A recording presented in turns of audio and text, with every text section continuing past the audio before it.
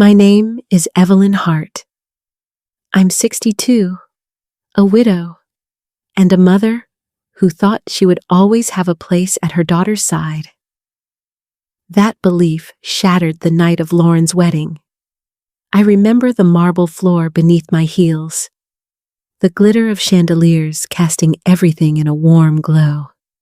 Laughter carried across the ballroom, the clink of champagne glasses ringing like little bells. And then came the toast.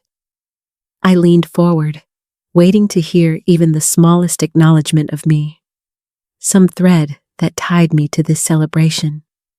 But what I heard instead was my absence spoken not in words of gratitude, but in the hollow silence where my name should have been. In that moment, the crowd's glow turned cold.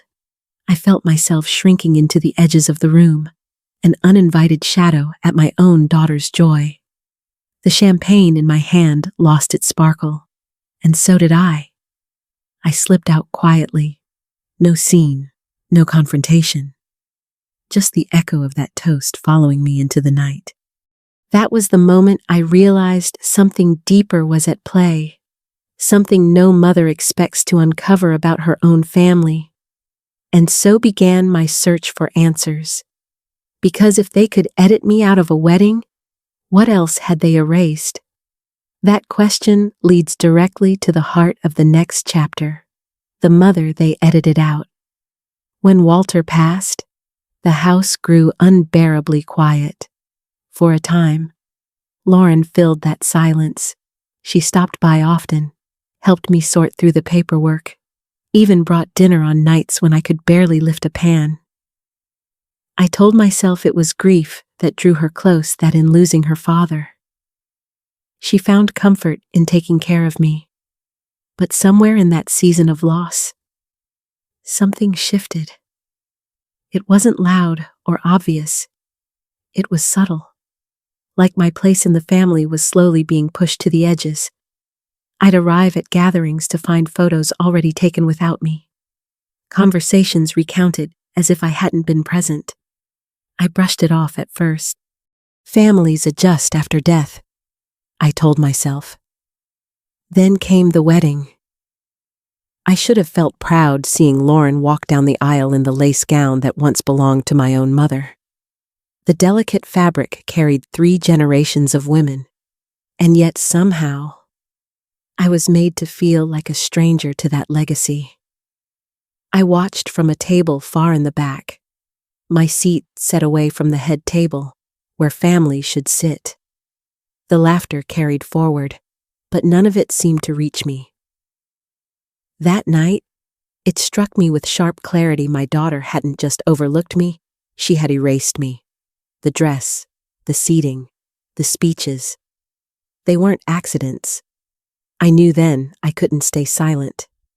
Something deeper was unfolding. Something hidden in shadows I had ignored too long. And so I made myself a promise I would start digging. That vow became the first step toward uncovering what I would soon find in the paperwork that rewrote me. It was a quiet Sunday morning when I found it. I had spread Walter's old files across the kitchen table, sipping coffee, trying to make sense of years of paperwork. Insurance statements, medical notes, the ordinary clutter of a life now gone. But buried in one of the folders was a stack of legal documents I had never seen before. At first, I skimmed them, assuming they were routine. But my eyes caught on a phrase that froze me: petition for guardianship. My name was listed as the subject Evelyn Hart declared, as someone no longer capable of managing her own affairs. My chest tightened as I read the signature line. It was Lauren's handwriting. Shock gave way to a slow, rising heat. I traced the dates, each one lining up with Walter's medical appointments, almost as if, while I was tending to his fading health, someone else had been quietly tending to my erasure. The clauses were clinical, cold, each one mapping a path to strip me of decision-making, of independence, of dignity. I wanted to believe it was some mistake, But the signatures were clear, the intent undeniable. My own daughter had prepared the paperwork to declare me incompetent. The disbelief hardened into anger, but beneath it was something sharper resolve. If Lauren was following a rulebook, then I needed to learn every line of it. I would not let myself be erased so easily. And so, I made another vow to find someone who knew these games better than I did. That decision lit the path toward a retired private investigator and a plan. For days after finding those papers, I circled the same thought like a moth trapped against glass. Do I bring someone else into this? Pride told me to keep it private, to fight quietly. But fear whispered louder. If Lauren had already laid this groundwork, then I was standing on a trap and didn't even know where the edges were. That's when I remembered Ray. He had worked alongside Walter back when Walter still handled legal cases. Ray was the kind of man who noticed details others missed.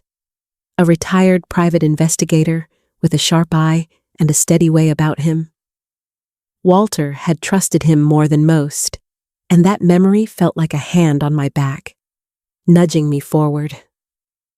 My fingers hovered over the phone for a long time before I finally dialed. When Ray picked up, his voice carried the weight of years, but also the same careful precision I remembered. I explained what I'd found, every word tasting strange as I said it out loud. The silence on the other end wasn't dismissive. It was the silence of a man calculating, lining up pieces in his mind. When he finally spoke, it wasn't comfort he offered, it was caution. This was bigger than a misunderstanding, he said.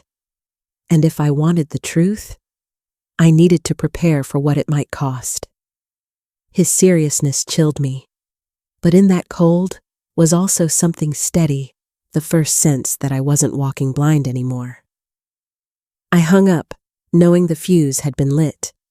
The fight ahead wouldn't just be about anger, it would be about strategy. And I would need all of it when Lauren extended her next invitation lunch, with strings attached. I remember smoothing my jacket before walking into that restaurant, telling myself this was a chance to mend something fragile. The table was already set, Lauren and Jason smiling like they had rehearsed it. For a moment, I let myself believe the word apology could still mean what it used to. The first few minutes were polite enough. Jason asked about my garden. Lauren complimented my earrings. But beneath the small talk was a performance I couldn't unsee once I noticed it. Lauren leaning just a little too far forward, her voice carrying just enough for the neighboring table to hear. Questions framed like concern. Was I remembering to take my prescriptions? Had I mixed up the dates for the wedding invitations? Was I sure my accounts were in order? Each remark was dipped in sweetness, but the aftertaste was bitter. I sat there, nodding, smiling, playing the role she clearly wanted me to play, the gracious mother overlooking old hurts. Inside, though, the realization landed like ice in my chest. This wasn't an apology. It was documentation. A carefully staged lunch where my own daughter could point to my supposed forgetfulness, my supposed frailty. I stirred my coffee slowly, letting the silence stretch, hiding the fire building inside me. If Lauren thought I would crumble under this theater, she didn't know me as well as she believed. I left that table knowing the war wasn't about words anymore. It was about evidence. And soon, I would learn where the money and the lies had really gone. I remember spreading the bank statements and property records across my kitchen table, the late afternoon light falling in stripes through the blinds. At first, I only saw numbers, transfers, withdrawals, balances that didn't make sense. I told myself maybe I had missed something. Maybe I had forgotten. But the deeper I read, the sharper the picture became. The money wasn't just gone. It had been redirected, funneled with precision. Payments clearing Jason's old student loans. Mortgage documents on a house I had never heard of signed in his name alone. And then the receipts, gilded in their arrogance. The floral arrangements, the catering, the orchestra at Lauren's wedding. Every shimmering detail of that day had been paid for with the inheritance Walter worked his whole life to leave me. I sat there, my hands cold against the paper, realizing this wasn't clumsy greed. This was a scheme, layered, deliberate, orchestrated so neatly that I was meant to look like the one losing her grip. The wedding toast that erased me, the lunch that painted me forgetful, they weren't random humiliations. They were groundwork. My disbelief melted into something harder, something colder. Anger. Yes, but laced with clarity. I wasn't fighting a single betrayal. I was staring down a conspiracy dressed in family clothes. I gathered the papers into a neat stack, almost gently, like they were evidence of a crime scene. Because they were. And in that moment, I knew I wasn't done. Walter had left me more than grief. Somewhere, hidden in his meticulous ways, there had to be a safeguard, and I was going to find it. There was a night when I felt like the fight was draining out of me. The papers, the schemes, the careful lies, it was all heavier than I could carry. I sat in Walter's old study, my head resting against the desk, surrounded by the quiet smell of wood polish and dust. For the first time, I whispered to myself that maybe they had won. That's when my hand brushed against the bottom drawer. I had opened it 100 times, but never noticed the false panel. Behind it, an envelope sealed with Walter's handwriting steady. Careful, unmistakable. My heart skipped as I slid it open. Inside was a trust document, drafted years earlier. It placed safeguards on the bulk of our assets, locking them away unless I personally approved their release. He had anticipated this possibility, the risk of manipulation, the whispers of incompetence. It was as though Walter had reached across time to steady my hand. I sat there shaking, tears slipping down my face, not from weakness, but from the weight of love that outlives the body. Walter had seen me. Even in death, he had chosen to protect me. In that moment, the despair cracked open into something else. Gratitude, awe, and a steel-edged strength I hadn't felt in years. They thought they were playing me off the board. But Walter had left me the winning piece. I pressed the envelope to my chest, whispering a promise to him in the dark. This wasn't the end, it was the beginning of the counterattack. And soon, Jason would see the truth for himself. I chose a quiet place, a diner on the edge of town where the clatter of plates and the low hum of voices could muffle the sharp edges of what I carried. Jason walked in with that mix of confidence and unease I'd come to recognize, as if he knew I held something dangerous but didn't want to believe it. I slid Walter's safeguard across the table, the trust documents still bearing his neat signature. My voice stayed calm, steady, even as my heart pounded. I told him this was Walter's way of protecting me, a wall no one could quietly dismantle. At first, Jason's face hardened defense, loyalty, maybe fear. But as his eyes traced the clauses, the dates, the undeniable handwriting, I saw the mask begin to slip. He whispered with his silence more than he ever could have said out loud. The denial gave way to confusion, then to the slow burn of realization. Every property purchase, every debt that had suddenly vanished, every glittering detail of their wedding paid for with theft dressed up as love.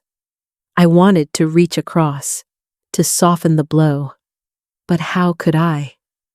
The truth was a blade I couldn't blunt. Watching his world collapse under the weight of Lauren's lies was almost harder than facing my own betrayal.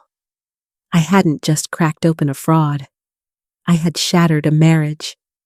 We sat in silence, 2 lives undone by the same woman. And in that silence, I felt the storm shifting. Jason's unraveling was only the beginning. Soon, Lauren's mask would crack wide enough for the world to see. It started with something small. At the grocery store, I swiped my card and it came back declined. I thought it was a glitch, maybe a bank error. But when I got home and logged in, the screen stared back at me, account locked, funds frozen, access denied. My name was on everything, yet suddenly I was a stranger to my own life. Then came the letters. Cold notices slipped through my door, claiming unpaid bills I had already covered, reports suggesting I had missed deadlines I never saw. Piece by piece, the scaffolding of my independence crumbled. I called. I questioned. I pressed for answers. And slowly, the picture sharpened false reports, deliberate accusations, someone whispering that I was slipping, that I couldn't be trusted, that someone was Lauren, my own daughter. She hadn't just stolen from me, she was rewriting me, one document at a time, into the story of a woman too unstable to manage her own affairs. The shock left me frozen, as if my world had been snatched out from under me. Fear pressed heavy on my chest, the suffocating dread of being erased while still alive. But beneath that fear, something colder began to settle. If this was her most dangerous move, then it was also her boldest mistake. She thought she could freeze my life into silence, but I would not vanish quietly. If she wanted war, then I would bring the fight to a place she couldn't control. And soon, the federal line would light up. It was an ordinary morning. I had the kettle on, waiting for the slow whistle of boiling water, when my phone lit up with a number I didn't recognize. My first instinct was to let it ring, to protect myself from whatever fresh blow might be waiting on the other end. But something in me hesitated the pause between fear and duty. My hand shook as I picked it up, thumb hovering, heart pounding as if I were about to step off a ledge. The voice on the other end was measured, professional. They introduced themselves, and in that moment, the air shifted. This wasn't another creditor parroting false reports. This wasn't Lauren, weaving another trap. This was federal. The weight of that word sank into me like stone.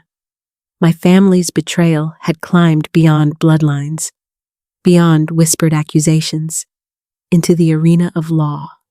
I listened, scarcely breathing, as they asked for details I had long been afraid to share. My mind raced. What if Lauren found out I'd spoken to them? What if this put me in more danger? But layered beneath the terror was a strange, fragile relief. Someone with authority finally believed me. Someone was listening. By the time the call ended, my tea had gone cold. I sat at the kitchen table staring at the silent phone, knowing the fight had changed forever. This was no longer just me against my daughter. The weight of truth had shifted to larger shoulders. And as I braced myself, I knew the final confrontation was coming. It began with a single disclosure, one agent explaining that an account I had never heard of was tied to my name. At first, I thought it was a mistake. But then another file appeared, and another. One account in Jason's name, funded with money, traced back to mine. A property tucked quietly under a shell company. Payments toward debts that I never knew existed. It felt like watching dominoes fall in slow motion. Each one tipped into the next, revealing patterns that had been hidden in plain sight. What I thought was only Lauren dipping into my accounts was so much larger, so carefully built, that I wondered how long she had been preparing. This wasn't just family betrayal. It was fraud that reached into places I had no control over. I remember sitting at my kitchen table, pen clutched in my hand, as they listed revelation after revelation. My notes already pages long. Every new detail pulled the ground further from beneath me. Yet, along with the dread, came something else: astonishment that the truth was finally standing naked, no longer veiled by Lauren's rehearsed sweetness or calculated lies. For so long, I believed I was just fighting for my place in my own family. Now I understood that the storm was bigger than my household, and while the scale terrified me, it also steadied me. Because once the dominoes began to fall, nothing could stop the chain. The unraveling had begun, and it would lead us straight into the final confrontation. The morning began with nothing unusual. I was standing at the kitchen sink, coffee cooling in my hand, watching the soft light spill across the street. For a brief moment, life felt still, like maybe the storm had already passed. Then the sound cut through everything. Sirens, loud and insistent, grew closer with every second. My stomach tightened before I even looked out the window. By the time the first flash of red and blue lights reflected against the glass, I knew this was it. The quiet of the neighborhood cracked open. Doors creaked, blinds shifted, and I could feel eyes pressing from behind curtains. It wasn't just my private war anymore. It was public now, loud and undeniable, stamped into the memory of every neighbor who stood frozen in their own driveways. I felt fear first sharp and cold, because once the sirens arrive, there's no turning back. But underneath that fear, there was something else: vindication. For years I had carried the weight of whispers, manipulations, and betrayals alone. Now the world could see it too. And yet, as the cars lined the street and officers moved with deliberate purpose, a grief settled into me. This wasn't how I wanted it to end, with flashing lights and shattered illusions. Still, it was the end all the same. Standing there, I realized nothing about our family would ever return to the way it once was. The reckoning had arrived, and all that was left was to face the aftermath. When the noise faded and the flashing lights disappeared, I was left with a silence that felt almost unbearable. After years of tension, the stillness should have brought peace, but instead it revealed the weight of what had been lost. Family bonds had frayed, trust was shattered, and the house felt emptier than ever. Justice had come, yes, but it carried its own shadow. I think often about the years spent fighting battles I never asked for, the exhaustion of waking each day ready for another blow. Yet in that weariness, I also found something I didn't expect: resilience.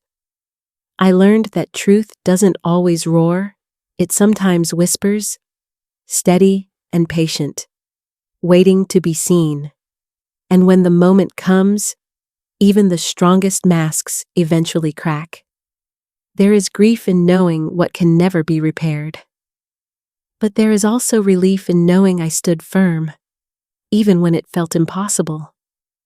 That's the paradox of closure: it gives back a piece of yourself while taking something else away. If you've ever felt erased, dismissed, or silenced, I hope my story reminds you that your voice matters, even when the world tells you otherwise. Hold fast to the truth. Stand your ground. And if my journey resonated with you, I'd be grateful if you shared, liked, or left a comment, because sometimes the smallest echo of support can carry farther than we realize. When I look back, I see the cracks and scars left behind, but I also see the light that slipped through them. What I endured changed me, but it didn't end me. It stripped away the illusions I once clung to and left me standing in a truth I can finally call my own. For so long, I lived guided by others, by expectations, by family ties, by silence. Now, I have found my own North Star. It isn't revenge or bitterness. It is dignity. It is the promise that I will never again allow myself to be erased. That guiding light steadies me on the nights when the memories return, and it reminds me that healing is not about forgetting, but about choosing what to carry forward. The road ahead is still uncertain, but for the first time in years, I step into it with a sense of direction. My scars don't shame me, they chart where I've been, and they point me toward who I am becoming. And so I ask you, what is your North Star? If my story touched you, I hope you'll share, like, or leave a comment. Perhaps in speaking, we each help the other find a little more light.